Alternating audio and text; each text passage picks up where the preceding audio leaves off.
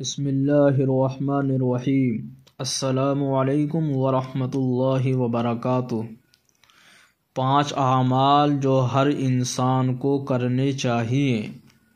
حضرت میمون بن مہران رضی اللہ عنہ سے روایت ہے کہ 5 باتوں پر مسلمان اور کافر دونوں کو برابر عمل کرنا چاہیے۔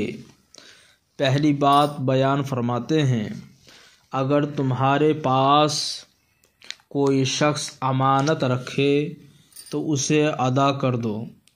دوسری بات، جو شخص تمہارا عزیز رشتہ دار ہے تو اس کے ساتھ سلوک و احسان کرو، خواہ وہ مسلمان ہو یا کافر۔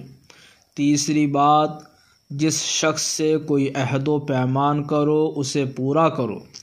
چوتھی بات، اگر تمہارے ماں باپ زندہ ہوں تو ان کی خدمت کرو۔